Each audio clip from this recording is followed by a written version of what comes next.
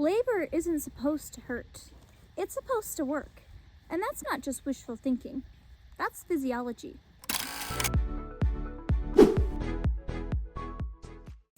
I've given birth twice. My daughter's birth was long. It was painful. It was 20 hours with 2 of those being active pushing. Yikes. My son's birth, on the other hand, although by all accounts it should have been more painful because he was much larger, we had to induce labor. He was, quote, past due, and we only had a mere number of hours before we would have to be transferred to a hospital for legal reasons. And I had the birth trauma of my daughter going into it. Yet, his birth was almost entirely pain-free. So what changed? Same woman, same God, completely different outcome. Last week, we dissected the painful childbirth curse of Eve in the Genesis narrative, which has nothing to do with painful labor. Building off of that as our foundation, let's talk about how you could actually pursue having a pain-free childbirth and what some of the pitfalls and struggles you might come across along the way to give you the best roadmap to success that I possibly can. Because if I could give you the experience I had with the birth of my son without having to go through the painful labor that I did with my daughter, I want that for you. Fair warning. I'm going to say some things that sound completely nuts. You probably even think the idea of pain-free birth is completely nuts. But I promise we're going to back this in scientific data, in my real tangible stories, the things that I learned along the way, with applicable tools to help you get to the birth of your dreams. Or at least understand why it's possible. We're going to be challenging some long-held cultural ideas and beliefs that to a Western thought process is going to seem pretty far-fetched. But one thing I would like to ask you is, how might the lives of women change if they not only knew this was possible, but they could experience it themselves? That maybe, just maybe, what we've been taught isn't the full picture. Before my first birth, I was asking a lot of questions that women around me and the society at large thought were naive. Like, what if birth isn't supposed to hurt? What if pain isn't proof of righteousness or realism, but the body telling you it's misaligned? I believed that God designed birth to work, but what I did not yet know was that belief alone couldn't get me the outcome that I was looking for. And before y'all ask, yes, I am wearing my wedding dress at the time of filming. It's my 8th year anniversary, and I put it on every single year. There's a short on that on my channel if you want to check it out. Let's start by actually defining our terms. What does pain mean? The definition of pain is physical suffering or discomfort caused by illness or injury. Is birth an illness or an injury? Is there something inherently wrong with birth? Is it broken or bad? These are the questions I started asking myself. Because if pain is meant to warn us that something is wrong, then what's the purpose of pain in labor if you're supposed to give birth? Perhaps if we're experiencing pain in labor, it's a symptom of misalignment. If the body, mind, and spirit are in harmony, is it really so far-fetched to believe that there's not a place for pain in labor? I entered my first birth with these beliefs, with these questions. But I was short on familiarity. I didn't yet speak the language of my body. Like most of us in the Western world, I had never grown up seeing any form of physiological birth. I consumed many positive birth stories that I could find online, but without lived examples, my belief floated unanchored. It's difficult to fully trust a process you've never really witnessed. After many hours of peaceful labor, 2 agonizing hours of pushing followed. Long, exhausting, and painful. Not because God failed, but because fear and inexperience took the wheel. When transition arrived, I mistook resistance for release.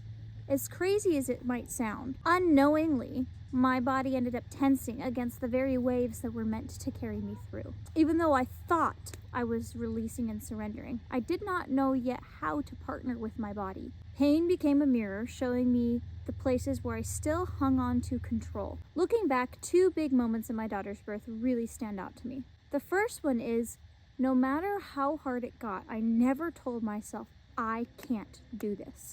Because I know, physiologically, I can. I knew birth worked. I just didn't know how to work with it. I powered through when I could have partnered. This was sheer grit, strength without the surrender, and a pattern I would break in my next birth.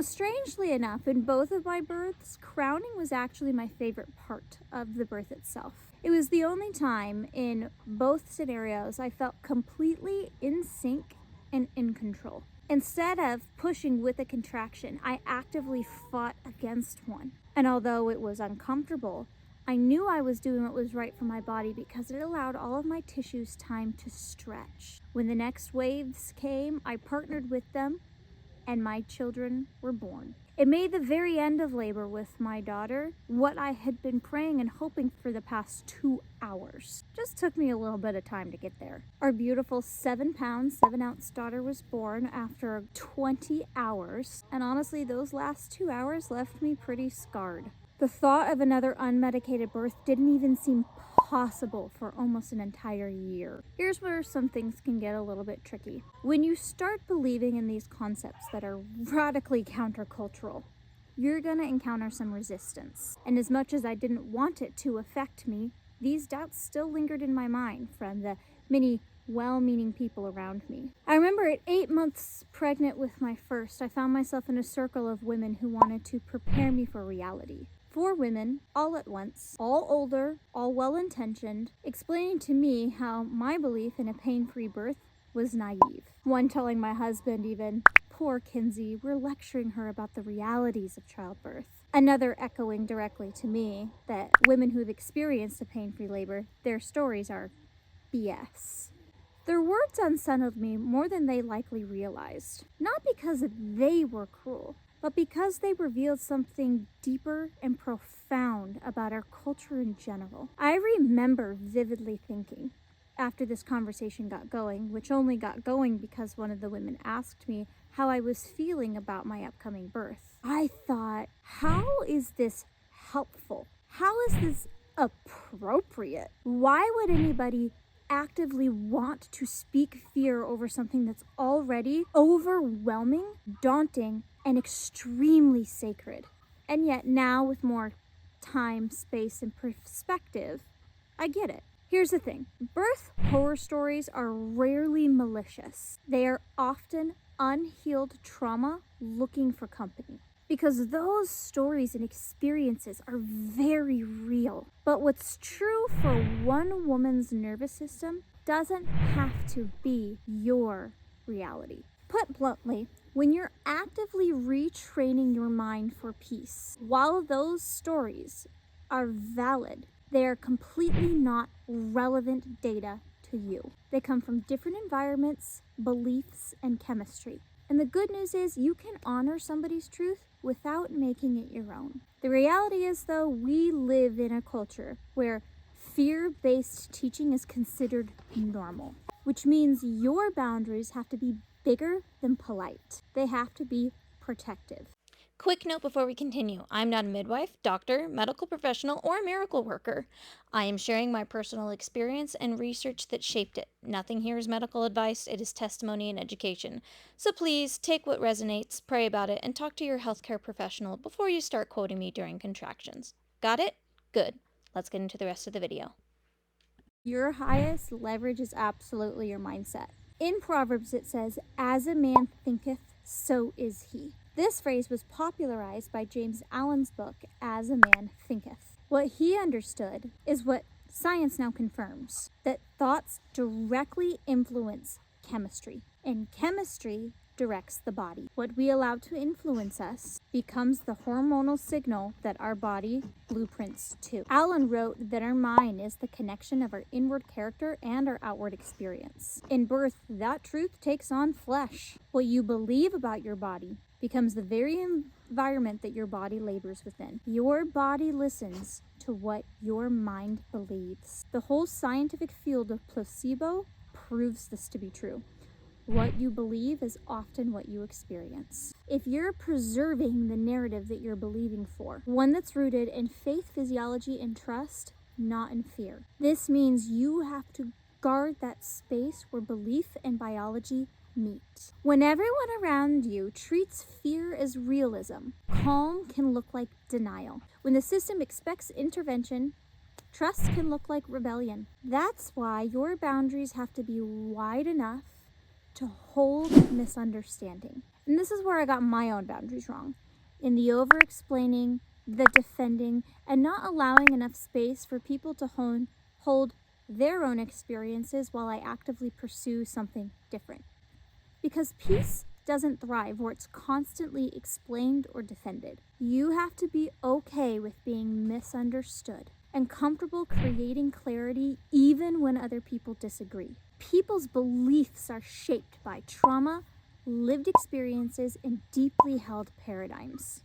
You're not going to undo all of that with data. But here's the good part. Their mindset isn't what you're after. You're after protecting your own. And that's where the power lies. We aren't after consensus here.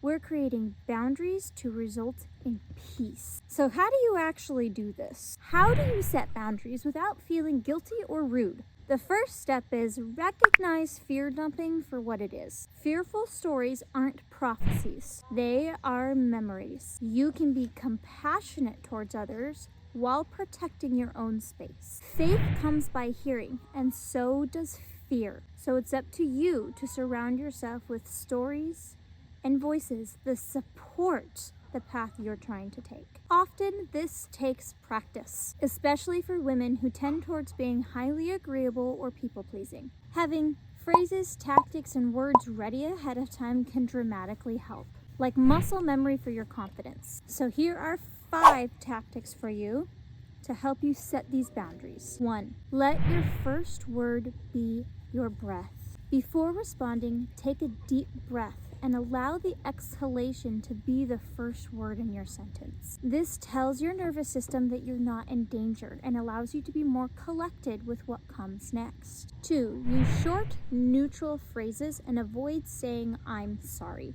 especially when you're not. Instead of defending or apologizing, lay out some clear expectations. I appreciate you wanting to share.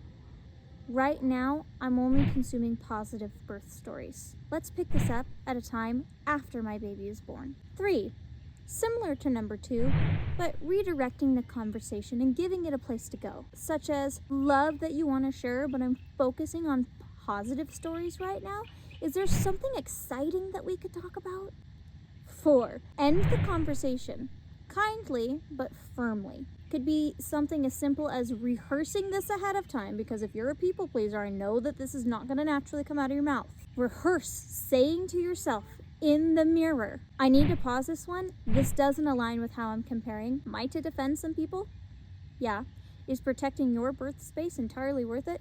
Absolutely. And number 5, one of the biggest pieces to remember, no is a complete sentence. You don't have to explain to somebody else. You don't owe anybody an explanation as to why you're not willing to engage with something. Now, if you genuinely want to give context, that's one thing. But most of the time, people do it because they feel guilty. Have you ever stopped to think that maybe they shouldn't feel so good about putting you in a position like that? Now, again, understanding the motivation behind this, oftentimes it's not malicious. You are allowed to simply tell someone, I'm not having this conversation. And if all else fails, honestly, you can just walk away. You can literally get up and leave the room, hang up the phone, end the conversation. Because nobody can make you participate in anything that you don't want to. Ultimately, the decision comes down to you with what you're going to allow. Now, setting kind and clear expectations is a great way to do that. But remember, you will either have difficult conversations or difficult situations. You have to choose your difficult. If you don't set boundaries with people, you're likely to find yourself in a difficult situation. But allowing yourself to set kind and clear boundaries gives rules of engagement for the relationship, which can help foster things even more. Here's the thing. With birth work, your peace isn't a luxury. These are the mechanisms that function behind the scenes when you're in the middle of labor. It's part of the physiology that allows your body to release tension, to relax, and to operate smoothly in labor and delivery. Every fearful word can invite adrenaline, Every boundary can invite peace. The physical and the spiritual meet right there in the courage to say no. If you want some more step-by-step guidance on how to set boundaries or have difficult conversations with people, I would highly recommend the book The Next Conversation by Jefferson Fisher. He teaches practical communication tools in order to de-escalate, rooted in emotional intelligence and calm authority. I hope that those 5 tips are helpful. I know they can be uncomfortable, but goodness knows, setting boundaries in birth will help to set you up with setting boundaries in motherhood, because you will absolutely need to. You got this, mama. Okay, we've talked about the boundaries. Let's talk about why they matter physiologically. What is actually happening to the body in labor, and how does understanding it lead to the result like I had with my son? Here's the thing. Fear activates the sympathetic nervous system. When adrenaline spikes, blood flow leaves the uterus, signals to the brain that something is in fact wrong, and generates pain in labor. This is something known as the fear, tension, pain cycle. When calm returns, oxytocin and endorphins flood the body, easing pain perception and often inducing euphoria. Oxytocin itself is the feel-good hormone, and it is the main driver behind labor. In fact, to artificially induce labor, they give women Pitocin, which is artificial oxytocin, not received by the body the same way. So that's a whole different conversation for another day. So the idea of a birth that isn't painful isn't fantasy, it's biology, because the hormones oxytocin, endorphins, melatonin, they rise in a sequence during labor to create contractions and basically natural anesthesia. When fear, bright lights, or tension disrupt this, adrenaline takes over the body and thereby pain. But when peace, privacy, and most importantly, surrender prevail, the system can now function in harmony, efficiently, and even blissfully. Midwives who have attended births across many different countries have noted that there is one mindset that often prevails. In many traditional communities,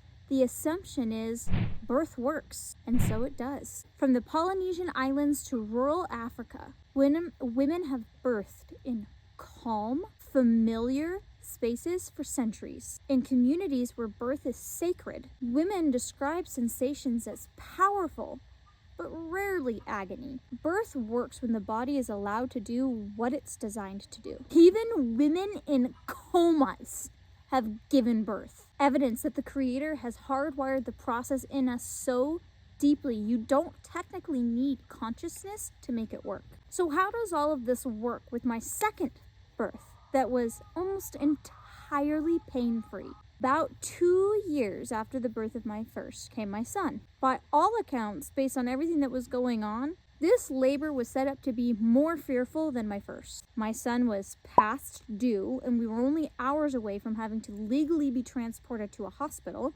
because midwives in my neck of the woods are only legally allowed to deliver at a hospital for a certain period of time.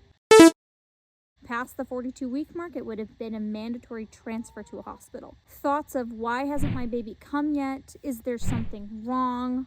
Had plagued my mind. I was further along and I knew he was likely much bigger. And they say that labor intensifies after your water breaks, and we were going to just artificially break mine at the beginning of labor. The difference in this entire scenario was me. This time, I not only knew what I was capable of, but I knew what the sensations meant. And I knew what it was like to partner with them instead of to brace against them. So this time, when things intensified, I welcomed it because I actually knew how to partner with it. Each wave felt like a conversation between me and the one who designed me. And this time, my mind had something to anchor to. The process, while very powerful and intense, was not painful. Not because I forced calm, but because I finally gave my body permission to do what it was designed to do. I wasn't performing, I wasn't proving anybody wrong, I was partnering with the process. And this time I knew how to move with the process instead of brace against it. And there he was, a mere 3 hours later, with a way faster labor, which oftentimes people are worried about fast labor because it often means things intensify rapidly. But even with how fast my labor was, man, I was holding my 9-pound baby in the same birthing pool that I had used just 2 years beforehand. And I remember in that moment being overwhelmed with the idea of having more children. And while I was holding my son in the birthing pool, I thought, yeah, I could do that again. If I had to give birth to twins today, I could totally do it. That's not me being superhuman. That's what happens when fear doesn't have a place at the table and when you understand how to partner with your body in birth. So I'm going to give you some tips on that today, because here are a couple of the things that I got wrong with my first birth that carried me through my second one with ease. Belief must partner with understanding. When you've learned the physiology and educated yourself, the nervous system has something new to expect, and expectation rewires experience. Here's the practical application. Move with your body. Part of the reason I was stuck in a pushing phase for 2 hours is because I was in this position for nearly 2 hours. By the time that I got up and moved back into the birth pool, my daughter was born within like 20 minutes. But I was so in the zone and so grit-filled and just wanted to get through it that oftentimes when you get into that phase of labor, you don't want anyone to tell you what to do. You just want to power through.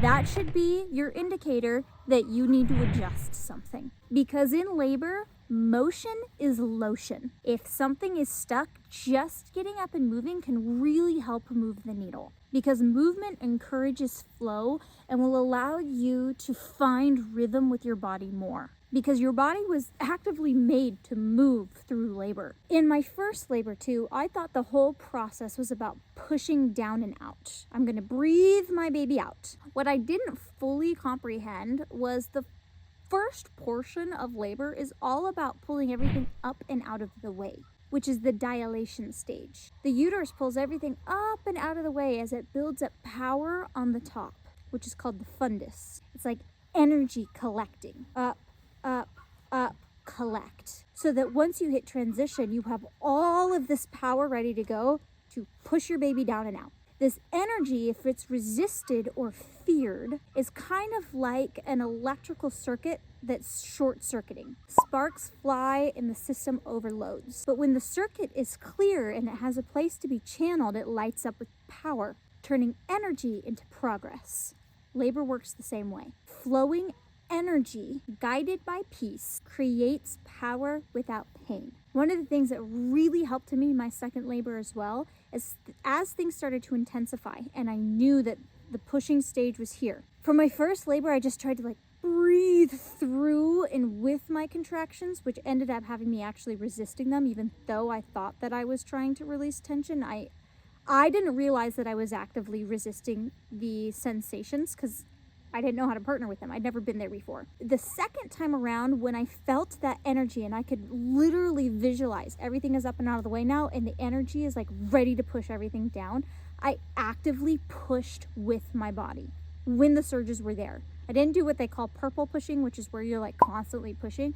But when I felt the urge to push, then I did. I actively partnered with that sensation. And instead of being there's going to be so much power flowing through me, I'm here's the channel to go through. I told the energy where we were going. I partnered with the energy. We worked together and boom, my baby was I pushed for 15, 20 minutes maybe. And the only contraction that was painful the entire labor is the one that I actively resisted because I was crowning and I wanted a full contraction of crowning so that my tissues could have time to stretch. It's the same thing I did with my daughter's birth. That was the only time that labor was even remotely painful because I actively resisted the urge to push. And I did that on purpose. And then when the next wave came, I pushed with my body and boop, my son was born. And the coolest thing ever, I got to catch him. That was awesome. How much more cool could it be if women could talk about how awesome their births were? If this could be a normal phenomenon for women to be yeah, it was like running a marathon. It was hard, but it was awesome. That's what I want for you. To help you along your journey in those ways, here are a couple of resources that I wanted to throw at you because these are my must-go-tos for understanding the physiology of birth and also helping to rewire that mindset. Yes, I know they sound hippy-dippy, they sound weird, but give it a try. What's the worst that could happen? You have a pain-free birth? My two non-negotiables for the physiology of birth, the book Hypnobirthing, the Morgan Method, is absolutely my favorite. It's the one that I give to every pregnant mama that wants to know what my opinion on birth is or wants to know that there is an alternative way.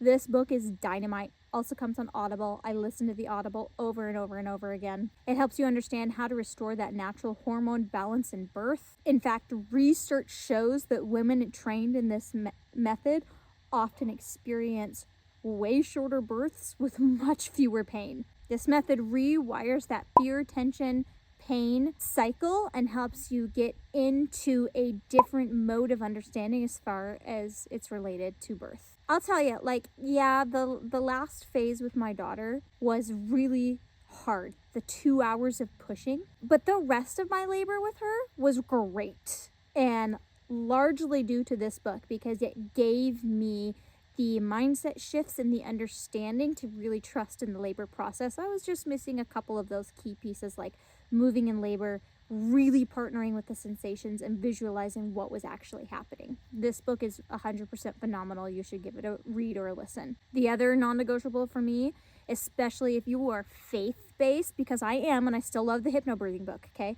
But if you are faith-based, the book Supernatural Child Book by Jackie Mize was a staple of mine the second time around. Absolutely amazing to understand a lot of the connections to scripture and what the Bible actually says about this process. Phenomenal. It helps to take a lot of the understanding of birth and give you lens of faith to look through it. I would say hypnobirthing has more of the physiological educational side, and this has a lot to do with mindset and belief, and together they are a wonderful package. Some other honorable mentions. I had an incredible doula. My second time around, especially, my doula was amazing. Having someone on your birth team who is educated and is believing in the same things as you is worth their weight in gold. Loved my doula. And the difference between a doula and a midwife, the midwife is the medical professional and the doula is like the birth coach. I had both. As a Man Thinketh, another really great one for mindset. Ina May's Guide to Childbirth, a classic, one that everyone will tell you to read. I honestly got more out of the hypnobirthing book than hers, but I think it's a really excellent one to add to your repertoire. There's a book called Birth, which I know sounds really weird, but I thought it was relatively good. There's also a couple of YouTube channels, Built to Birth, phenomenal for education with Bridget Taylor, amazing for education. Also, Pain-Free Birth with Karen Walton, another fantastic resource to start getting more of those positive birth experience stories as well as education on the topic. There's also a difference between hypnobirthing, the book, and hypnobabies. I've done them both. I preferred the hypnobirthing book, but I think both are really good. Even taking like a class in hypnobirthing or hypnobabies would be advantageous, but I think at least starting with the book is a good place to start. Together, these resources bridge the scientific and the spiritual, because remember, your body was made to birth. You got this, mama. And if you want a little bit more on the faith-based element of birth, don't forget to check out that video on Eve's curse and why it actually had nothing to do with pain and childbirth. Until next time, remember, test everything and hold fast to what is good. May Yah bless and keep you. May He make His light shine upon you and give you that peace that truly surpasses all understanding. I'll catch you on that flippity flop. Shalom. What is on your ear? Is this a cobweb? Gross. I wonder if anybody's gonna comment about me wearing my wedding dress. No, Safanya. Baba Kichi Baba Sichi Boom. Crazy. You're crazy, cat. You're crazy.